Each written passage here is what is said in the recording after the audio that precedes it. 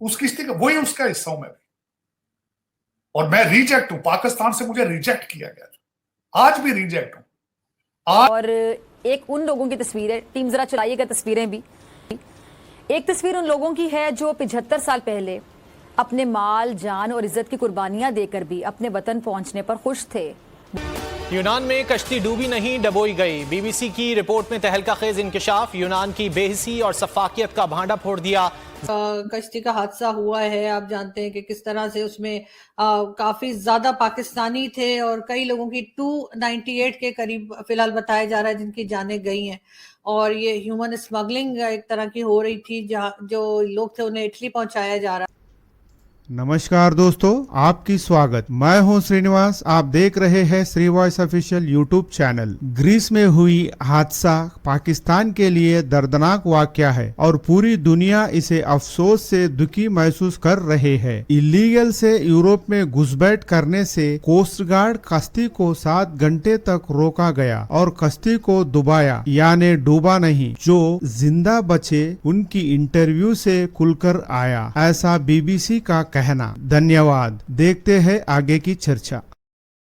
है कि एजेंट लाशें वापस करने के 10-10 लाख रुपए ले रहे हैं। 10 लाख रुपया देंगे तो हम आपको लाशें आपको देंगे, ये भी सवाल पैदा हो रहा है। ये तो हाईलाइट हो गया ना मीडिया की कवरेज में ये वाकया आ गया। इसके अलावा जो डंकी लगा के जाते हैं, जब आप अगर देखें तो यूनान में कश्ती डूबी नहीं, डबोई गई। बीबीसी की रिपोर्ट में तहलका खेज इंकशाफ, यूनान की बेहिसी और सफाकियत का भांडा फोड़ दिया। जिंदा बच जाने वालों ने बताया कश्ती 7 घंटों तक एक ही मकाम पर खड़ी रही। फौजियों ने रस्सा फेंका और कश्ती को डबो दिया। लाशों की तलाश जारी, 2 मजीद लाशें निकाल ली गईं। लोगों की बड़ी तादाद प्यारों की तलाश के लिए यूनान पहुंचने लगी। ताहाल हतमी तादाद मालूम ना हो सकी। पाकिस्तान उन 10 ममालिक में शामिल है कि जिनके पस्तरीन पासपोर्ट हैं, ग्रीन पासपोर्ट, जिस पर हमें फ़ख्र होना चाहिए। फ़ख्र नहीं बल्कि ये पाकिस्तानियों के लिए जब बाहर जाते हैं ये कोई काबिल फ़ख्र चीज़ रही नहीं है। यही वजह है कि कानूनी और गैर कानूनी तरीके से पाकिस्तान से धड़ा। और एक उन लोगों की तस्वीर है, टीम जरा चलाइएगा तस्वीरें भी। एक तस्वीर उन लोगों की है जो 75 साल पहले अपने माल, जान और इज्जत की कुर्बानियां देकर भी अपने वतन पहुंचने पर खुश थे, बहुत ज़्यादा मुतमईन थे। और दूसरी तस्वीर आप देख सकते हैं, ये उन्हीं की अगली नस्लों की है जो मायूस होकर महंगाई, बेरोजगारी और गैर यकीनी मुस्तकबिल से मजबूर होकर अपनी जिंदगियां तक दांव पर लगाकर गैर कानूनी तौर पर मुल्क छोड़ने पर मजबूर हो गए। पिछले हफ्ते तकरीबन 750 पनाह गुज़ीन, जिनमें 400 पाकिस्तानी थे, एक कश्ती में बैठकर बेहतर मुस्तकबिल की उम्मीद लिए मिस्र से इटली की जानिब चले गए और अफसोस के मंजिल तक नहीं पहुंच सके। अच्छा, जुल्म की इंतहा देखिए कि ये पाकिस्तानी अपने मुल्क में तो बदहाल थे ही, कश्ती में भी इन्हें निचले हिस्से में रखा गया। आपको पता है कौन सा हिस्सा? उस जगह पे रखा गया जहां मछलियां पकड़कर डाली जाती हैं। सही सुना आपने, मछलियां पकड़कर जहां डाली जाती हैं उस हिस्से में इन्हें रखा गया। लेकिन ऐसा सिर्फ पाकिस्तानियों के साथ क्यों हुआ? इन्होंने तो तिनका तिनका जोड़ कर न जाने किस तरह से 25 लाख रुपए स्मगलरों के हवाले किए थे। लेकिन जब अपने मुल्क में ही इनकी कोई इज्जत नहीं तो कोई और इज्जत क्यों देगा? अब जरा आगे सुने। ये जो मिस्री, शामी और फलस्तीनी है, ये ऊपर के खुले हिस्से में थे और वहां किसी पाकिस्तानी को आने की इजाजत नहीं थी। सुनते जाइए। इतलात के मुताबिक कोई पानी पीने ऊपर आना चाहता तो उस पर तशद्दुद किया जाता बाकायदा।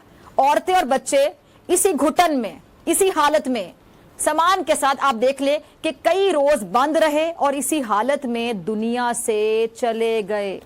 और 3 रोज बाद मिस्री कश्ती का जो इंजन है और इसके साथ कह लें कि जो धड़कते सैकड़ों दिल हैं वो बंद हो गए। ये इस बदकिस्मत कश्ती की आखिरी तस्वीर है। ज़रा देखिएगा, स्क्रीन पर चल रही है तस्वीर। यूनान के साहिल पर मीलों गहरे बुहिरे रोम में डूबने से चंद घंटों पहले ये तस्वीर यूनानी कोस्ट गार्ड्स ने ली थी। ज़रा तसव्वुर करें, महसूस करें क्या मंजर होगा जब कोई बच्चा प्यास और घुटन से तड़प कर माँ की गोद में जान देता होगा। उस बाप के दिल पर क्या बीतती होगी जो चाहते हुए भी कुछ करने से कासिर रहा। आखिर ये किस जुर्म में मारे गए? क्या जुर्म था इनका कि ये बाइज्जत जिंदगी जीना चाहते थे, अपने बच्चों को खुशहाल देखना चाहते थे, अच्छा खाना खिलाना चाहते थे, कपड़े पहनाना चाहते थे? क्या इनका एक कसूर था कि कतार में लगकर ये सस्ता आटा खरीदने पर राजी नहीं थे? क्या सियासतदानों के एक दूसरे पर मुल्क तबाह करने के इल्जामात इनके पेट का दोजक भरने के लिए काफी ना थे? और हद तो ये कि कश्ती हादसे में जान देने वाले अफराद के लवाहिकीन इंसानी स्मगलरों के खिलाफ केस भी नहीं करना चाहते। वो अच्छी तरह जानते हैं कि इस मुल्क में गरीब के मुकदमे का क्या हाल होता है, या फिर शायद वो सिक्योरिटी दारों की तफ्तीश और पूछगछ की जो मजीद जिल्लत है बर्दाश्त करने की हिम्मत नहीं रखते। और ये पहली बार नहीं है कि गैर कानूनी तारकीन वतन यूं मुल्क छोड़ने की कोशिश में अपनी जान से गए। लेकिन क्या कोई हुकूमत, एक सवाल, क्या कोई हुकूमत ये यकीन दहानी करा सकती है कि ये वाकया आखिरी साबित होगा, आखिरी वाकया साबित होगा? अब देखें, कश्ती में 780 लोग बैठे हुए थे, कोई जवाब बनती, ओवरलोडिंग हुई थी, वो उसका उल्टा ही बनता था, उल्टना ही बनता था, उलट गई। अब लोग वहाँ फोत हो गए बेचारे। अब जो लोग अपने सुनहरे लेके गए थे, मुस्तकबिल लेके गए थे, वालिद गरीब माँ बाप के बच्चे थे यार। चीज का है कि पाकिस्तान से तकरीबन 310 वो नौजवान जो अपनी फैमिलियों के मुस्तकबिल के लिए, अपने बेहतर मुस्तकबिल के ख्वाब लेकर गैर कानूनी तरीके से यूरोप जा रहे थे, और वो उनकी कश्ती हादसे का शिकार हुई, और वो 310 नौजवानों समेत 750 अफराद जो इस कश्ती में सवार थे वो डूबे। लेकिन चंद लोगों को बचाया जा सका है, जिनमें पाकिस्तान के सिर्फ 12 लोग हैं जिनको जिंदा बचा लिया गया, और बाकियों के बारे में अब ये बताया जा रहा है कि वो तमाम लोगों की अब बच जाने की कोई भी उम्मीद नहीं है। और ये ह्यूमन स्मगलिंग एक तरह की हो रही थी, जहाँ जो लोग थे उन्हें इटली पहुंचाया जा रहा। आरज़ू, ये जो हादसा है, ये ना पहला हादसा है और ये ना ही आखिरी हादसा है। अब जो अगर देखा जाए उसमें 298 बात कर रहे हैं, कुछ तकरीबन 100 से कुछ ज्यादा लोग तो कश्मीर से थे, और बल्कि वो जो रूलिंग एलीट है वो ऐसी है कि वो बल्कि क्लेम करते हैं बाद में यही जो किश्ती में आज तो डूब के बेचारे मर गए हैं, अगर वो इटली और पहुंच जाए स्पेन में तो कहते हैं जी ये मेरे सपोर्टर हैं, मुझे पैसे भेजते हैं, रेमिटेंस ये मेरे वजह से। फिर यही जो अमीरुल मोमिनीन कहता है ये ओवरसीज पाकिस्तानी पाकिस्तान को चलाएंगे, इनका पैसा आएगा, दूध की नहरें चलेंगी, आज वही मरे आगे। तो ये एक मुंह पे तमाचा है रूलिंग एलीट का, जिसने बेवकूफ बना रखा है 76 साल से, एक दिन नहीं 76 ईयर्स, और आज भी नाउमीदी है, और ये नाउमीदी 1947 से जारी है, एक दिन में नहीं हुआ।